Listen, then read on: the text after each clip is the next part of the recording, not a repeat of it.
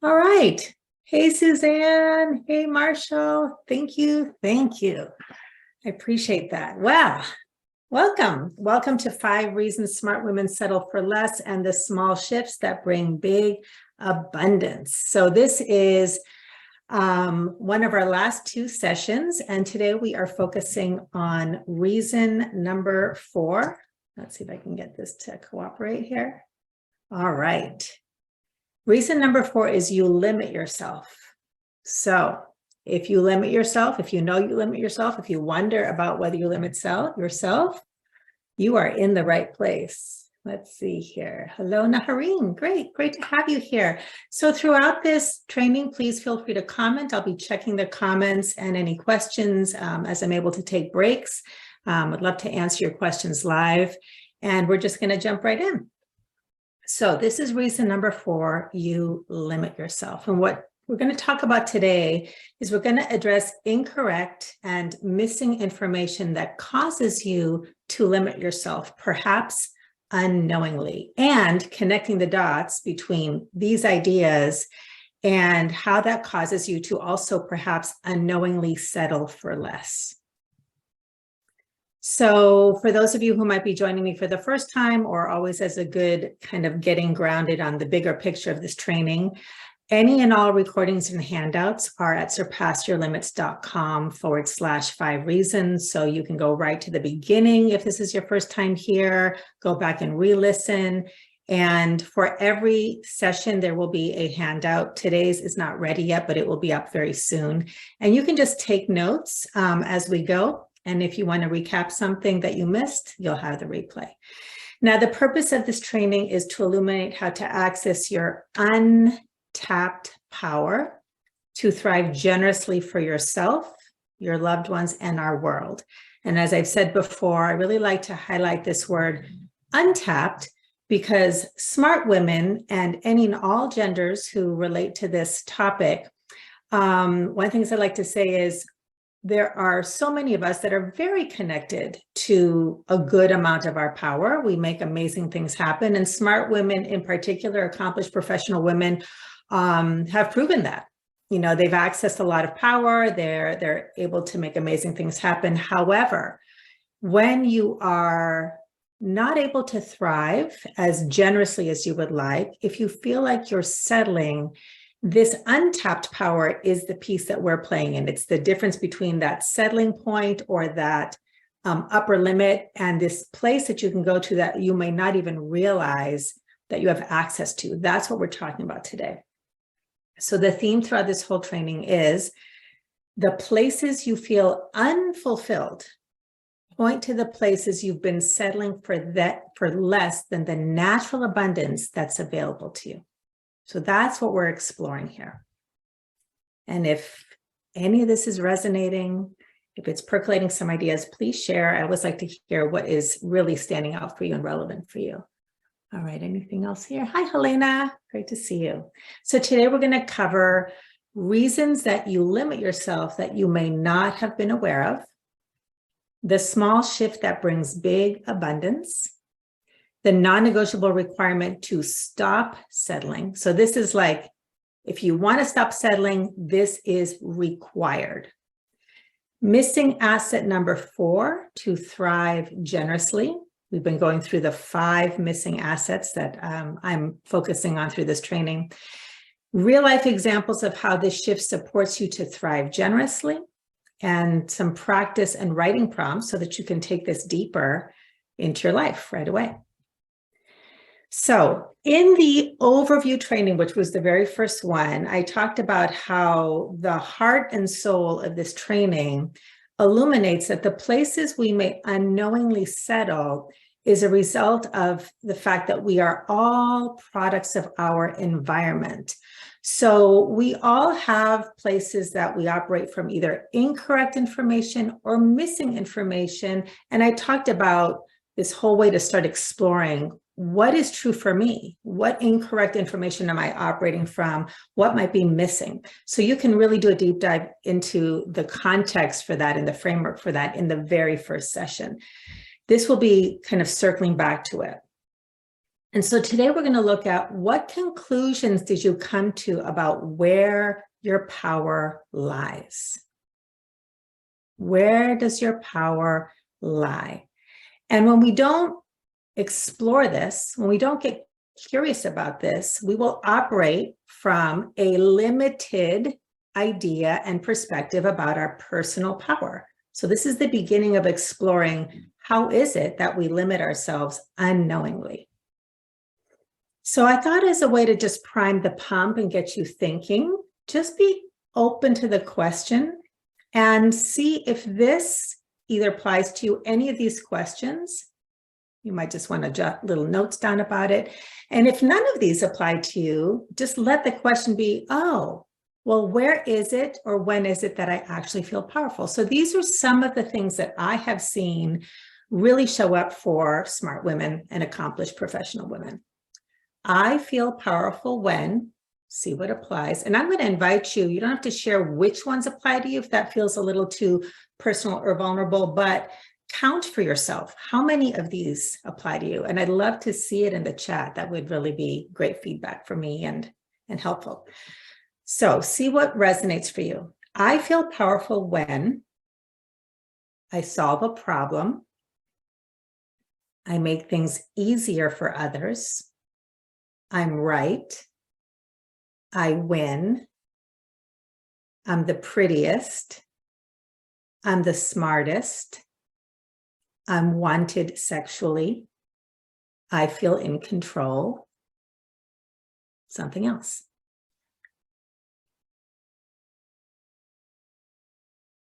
So if you'd be willing to share how many of these resonate for you, and if there's something else to say, this many and other ones that I became aware of, just so I can see in the chat, that would be great. So we're going to continue with this exploration. Oops, let's go back to that. I need to adjust something here. All right. I feel less powerful when, same thing, why don't you just make note of what resonates. I feel less powerful or not powerful or powerless when I don't know the answer.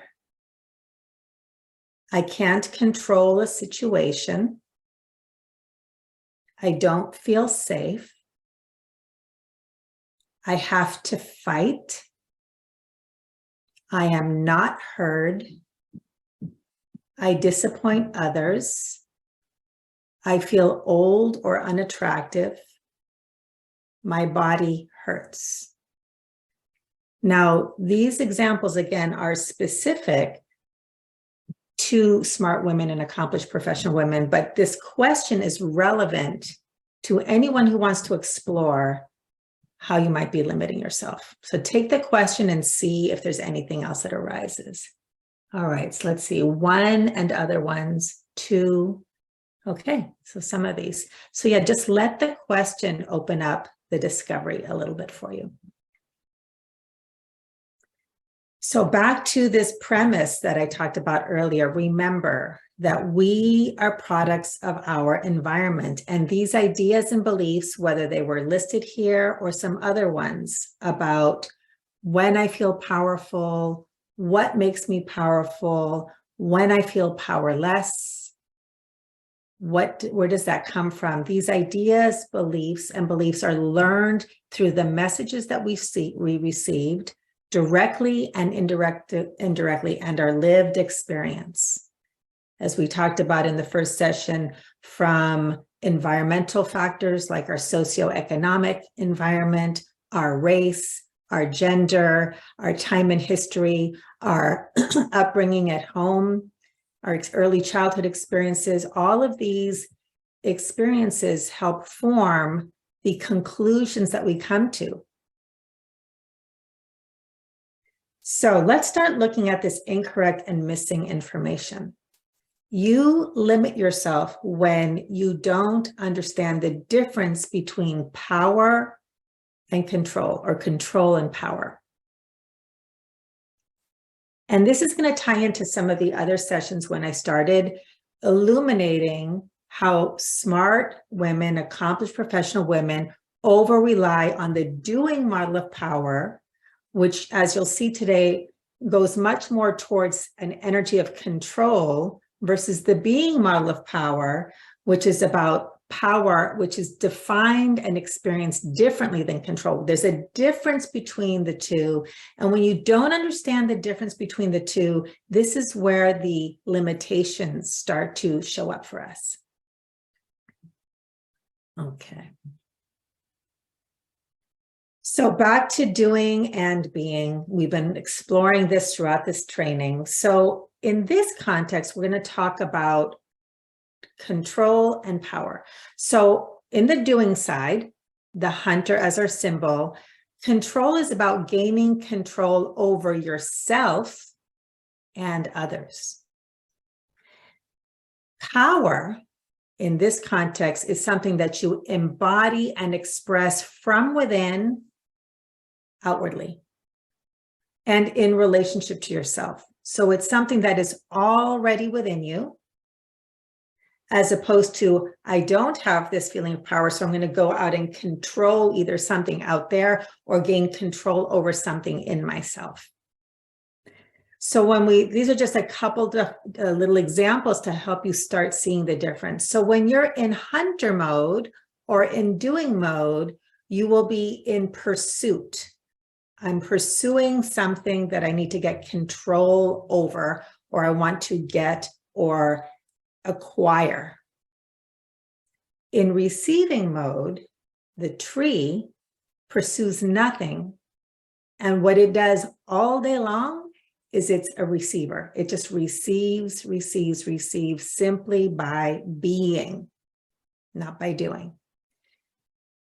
On the control side, the way we experience and express or attempt to feel powerful is we resort to forcing things to happen. So the hunter controls or forces the life out of its target. If you're in work, we try to make outcomes happen.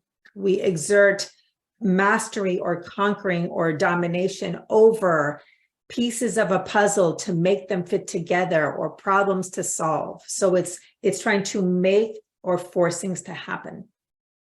And as we get control over these things, whether it's our own feelings, our own mind, our own bodies, or the outer world, we're getting control over it.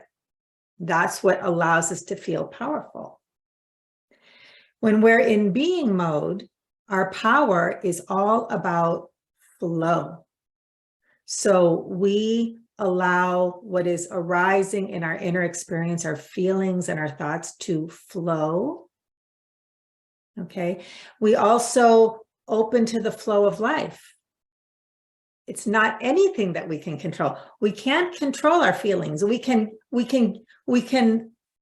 have the illusion or a short-term fleeting experience of like muscling, toughing it out and conquering them or compartmentalizing them. But the thing about control is it's fleeting at best.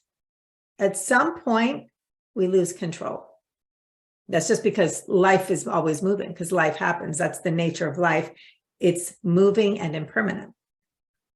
So control is temporary, but flow is always happening. Sometimes it appears like nothing's happening, right? So it could be the subtlest, and other times it's huge, right? And our job is not to control it, but to stay open to the flow. That's where we start to tap into a very different kind of experience of power. On the control side, the hunter seeks and finds. So every time you find the thing you're looking for, I found the answer. I found the solution. I found the animal I was hunting and I forced it to die, right? So seek and find.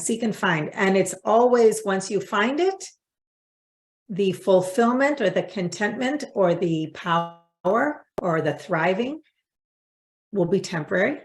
And then we're often seeking and hunting again. Okay. Now on the being side, power, we allow our manifestations to be revealed.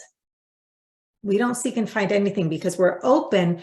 Manifestations, experiences, possibilities are revealed, revealed, revealed, revealed, revealed. So the little plant is revealed through the earth.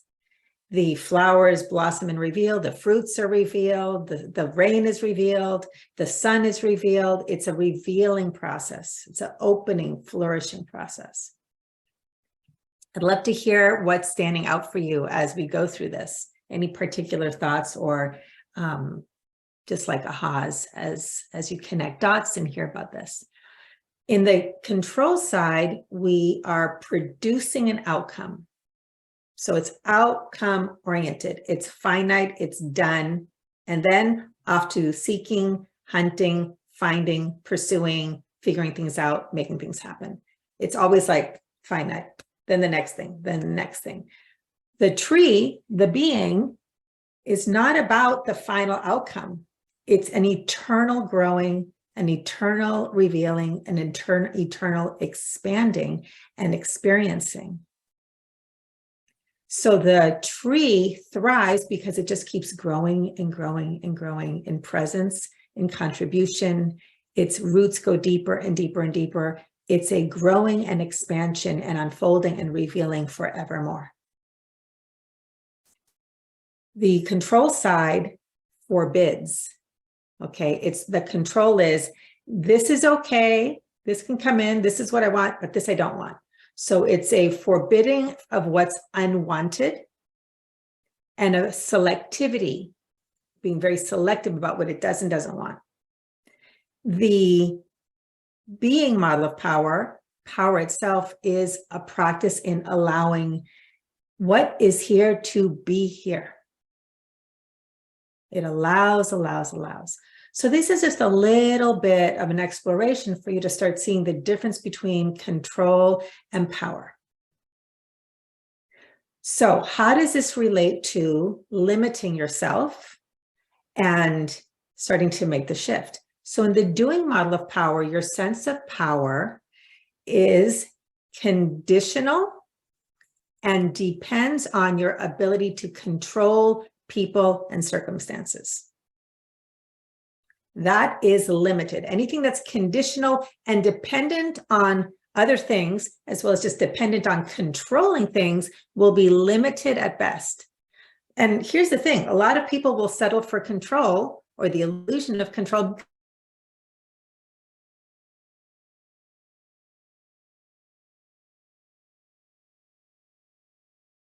To our true power, your sense of power is unconditional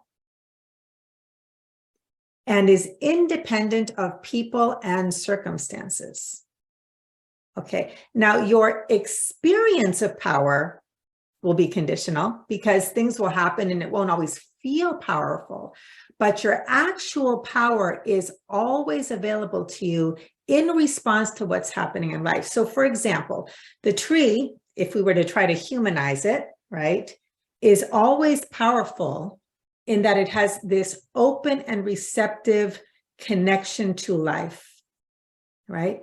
So whenever life is offering rain and sun, it's receiving. Now, if it were a person, there will be times, now we don't know if a tree wants or not, but let's say the tree is thirsty, right? Let's say it wants something and there's a drought. Now, it isn't always going to feel powerful because it can't get the outcome it wants. But it is connected to its power because its power isn't about getting what it wants. It's that it's open and receptive in its relationship to life. So this is where we start to get in touch with this concept of sovereignty. That sovereignty as a concept and something you can always be curious about is where your power by definition is independent of the conditions of the physical world and is something that you explore in relationship to your inner world. This place where your power lies in consciousness through a relationship. Once again, you may not always feel powerful, but this is where you access your power internally. And the power isn't always about a feeling, but it's the kind of relationship you have with where your true power lies. All right. Anything standing out? Questions? All right.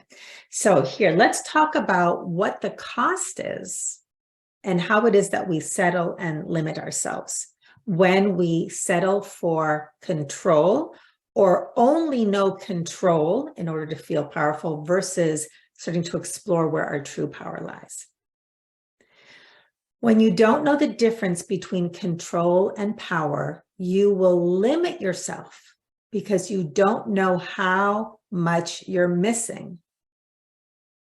I'm going to give you a very tangible example. All right. So I always like to use the example, and back to the hunter. Let's say that the hunter only knows how to hunt, how to eat by hunting. Okay. So it knows a doing model of power to get food. And because it is so focused on a target, and all it knows is hunting, hunting, hunting, and that's what I need to get my food, but it doesn't have the gatherer skills. It doesn't know how to shift from focus, single focus on the target to diffuse awareness, where it is open to its surroundings. That hunter could be limited and feel hungry and tired because it doesn't know how much it's missing, because it doesn't know how to look up from the target, rest, a being skill, sit and feel and be open and receptive, and realize, oh my gosh, all this time there were berries and coconuts and edible fruit all around me. I didn't know what I was missing. This is what happens when we don't get curious about power as opposed to just settling for control, because we're products of our environment and we didn't know any better. So a couple more examples. You will settle for temporary and fleeting wins because you won't know you're missing an entire world of deeper, lasting fulfillment that comes from accessing your power within. This is where, instead of, and I'll give you another concrete example.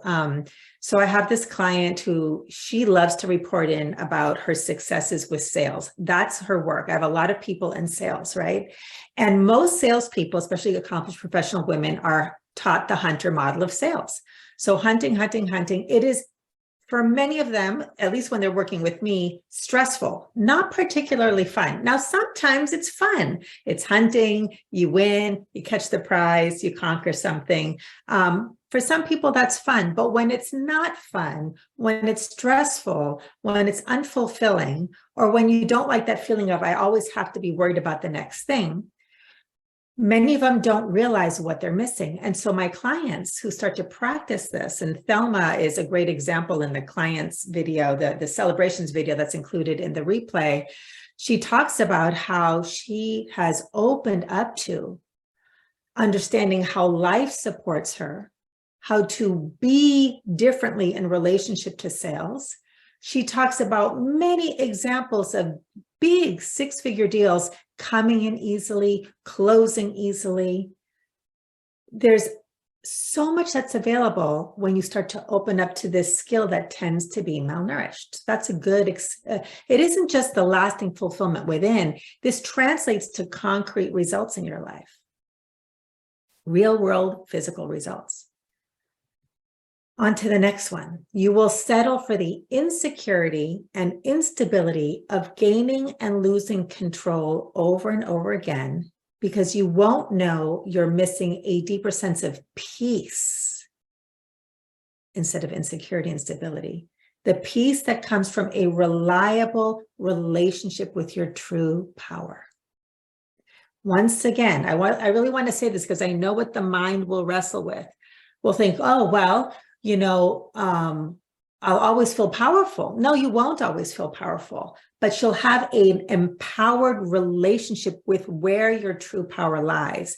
That reliability that we're seeking, that permanence through control, gets replaced with a more accurate experience of what you're really, where that really comes from, okay? There is no permanence in the physical world. That reliability, however, comes from nurturing a relationship with where your true power lies. And that relationship with yourself becomes more and more reliable. You come home to yourself. You know that you can count on yourself for anything that you need when there's a drought, when you're afraid. And that's what brings that feeling of instability and insecurity and anxiety way down. And I hear this from my clients all the time. They actually know how to take care of themselves when these challenges arise. And the manifestation piece is, which is a huge thing I love to illuminate, connecting the dots. As you take care of yourself, you become able to receive more. And there's another example I'll be referring to a little bit later on. Catherine's a great example of that. So I'll tell you a little bit, stay tuned for that little example. And finally, you will limit what you will allow yourself to have in your life because you don't know what you're missing, or that you're missing access to much more abundance that you could ever control into existence. So any questions, comments, let me know what's standing out for you. Any questions you have. So here's the small shift that brings big abundance. You must shift from limiting you don't have to shift, but this is your opportunity to shift from limiting yourself to what you can achieve with your doing skills. Okay, you will achieve, you will be successful, no question about that. But you will also limit yourself if these are the only skills that you rely upon, or that you at least over rely upon. Okay, so shift from limiting yourself to what you can achieve with your doing skills to receiving infinite possibilities. Open yourself up to infinite possibilities by expanding your being skills. So that's the shift. Now, here is the non-negotiable requirement to stop settling. This is non-negotiable. I mean, if you want to settle for your upper limit, if you want to settle for your current limits, all right, then don't do this. But if you really want to go beyond, then this is what must happen. You must stop expecting to find your power by conquering yourself or the outer world. Okay, your power will never feel reliable to you exclusively through doing skills and conquering skills. So you have to stop expecting that, because it's just never going to happen in any lasting, more reliable way for you. You must understand that your power lies in consciousness. I always like to say, when in doubt, be first, do second. Okay. When you do without accessing your true power, you could be successful, but it'll be limited. Okay. It'll be limited either because it's fleeting and passing, or it'll be limited because you are not imbuing that doing with the power of your consciousness. You'll have to just control it and see what happens. Now, when you understand that your power lies in consciousness, then you recruit that by understanding how to do this. And then that gets expressed through your doing. That makes your doing way more supported by life, because you're now allowing yourself to be a flow of the abundance that's already here. And you must start reallocating some of your doing time, your energy, and your resources to develop your true power. So this is the unlearning part. It's like when you're doing, there are some practices where you start stopping that, so you can start reallocating your awareness to nurture the power within. So I really felt that this was a good time to bring in a principle that I love to illuminate, which is this. This actually comes from The Matrix. It's very similar in the movie. So there's a universe of difference between knowing the path and walking the path. So this training will give you some great concepts, and you might go, yep, I get it. Yeah, that makes sense. But if you truly want to thrive generously, if you truly want to open up to more abundance, You must walk the path of these practices, because just knowing them here will get you nothing. It'll just be a nice aha, a nice like, oh yeah, I understand that. But if you are not willing to walk the path of these practices and these principles, then you will stay at that upper limit. That's fine. That's your freedom, your choice. But I really like to point to where your power is to choose differently. Knowing the path is one thing. Practicing these principles is the thing. That I used to have this workshop called How to Shift from Being a Wannabe to Yay, That's Me. It's walking the path. It's actually showing up for yourself. All right, so let's go into missing asset number 4. Missing asset number 4 is sovereignty. So sovereignty is this practice of understanding and practicing how your power is independent of the conditions and the people in your life. So when you operate from that understanding, take that on as an asset. This will allow you to thrive more generously. So you stand in your sovereignty by always returning to yourself. That's the idea. So the presence practice I want to offer you to start playing with this is whenever you want to control something or you feel powerless, stop. Stop is what allows you to shift from being doing mode to being mode. Just stop. And direct your consciousness, which is where your power lies, with this affirmation. I am willing to feel and be connected to my true power under all conditions. Now, for those of you who are new to affirmations or willingness mantras, you may say, la, la, la, la, la, that seems like a lot of fluff, right? But as somebody who's been practicing this and teaching this for 27 plus years, truly, the reason we work with awareness is because as you train your awareness and you simply open up to some new ideas and start practicing directing your awareness and your attention consciously and intentionally, wherever your attention goes, the energy flows. That's how you direct the flow of life.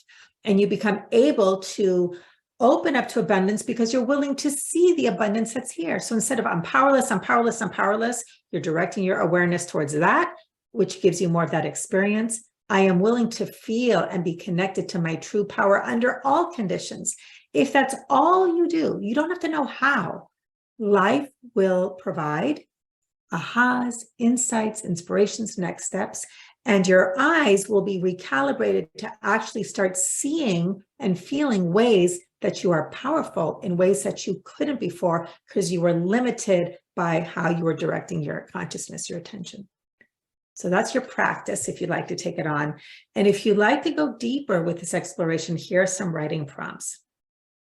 I feel powerful when, fill in the blank. I feel less powerful or powerless when, fill in the blank. And I would like to stop settling and feel powerful in these situations. And, you know, if you want to make that even more powerful, make it a willingness statement. I am willing to stop settling and, oops, 2 ands there, and feel more powerful in these situations. And you can even say, ... even if I don't know how, because you don't need to know how. That's the hunter who has to figure it out. When you simply open up, the how will come. You will be guided. So this is a very powerful exploration as you start becoming more aware through asking questions and just being curious. All right, so a few real world examples. You can go back to this link where we have the playlist and you'll see the client celebrations video.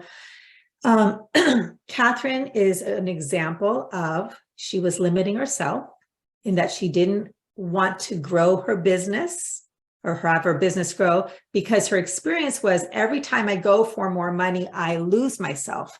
Very common experience for accomplished professional women. They get lost in doing mode, their being gets malnourished, and the cost of that is a lot of exhaustion and they can be successful, but not necessarily fulfilled.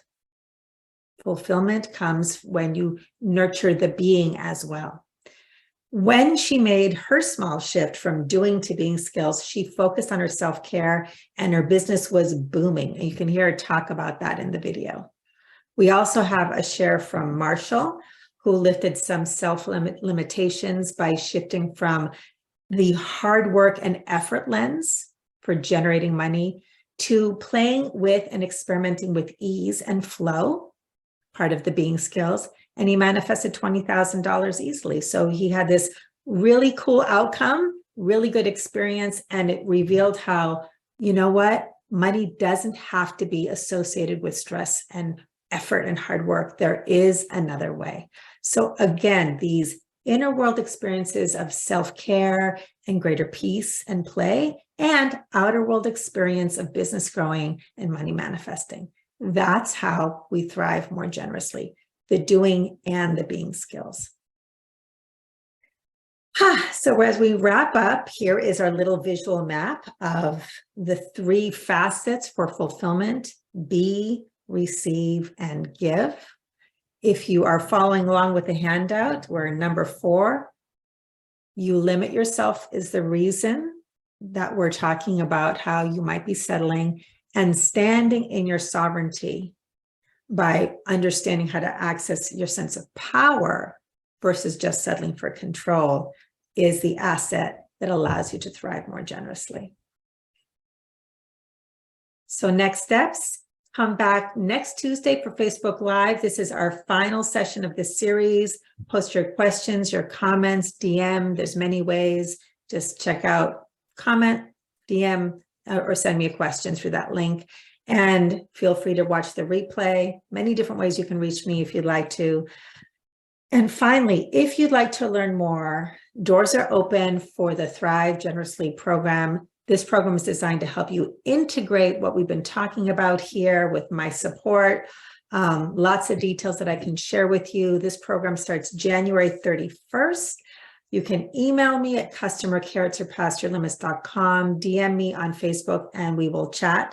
This program is by invitation and application only. I want to make sure that this is the right match for you. And if it isn't, I'm happy to point you to other next steps that could serve you in being thriving more generously and accessing that fulfillment that is available to you right here, right now. So remember, there's a universe of difference between knowing the path and walking the path. And if there's anything I can do to support you to walk the path, if you need access to resources or need a point in the right direction, I am here to serve. I think that's my last slide. It is. All right. So any final questions before I sign off? You are welcome. You are welcome. Thanks for being here. I look forward to connecting with you next time, or through DMs or personal conversations. Have a great rest of your day. And today's Friday. Have a great weekend. Bye.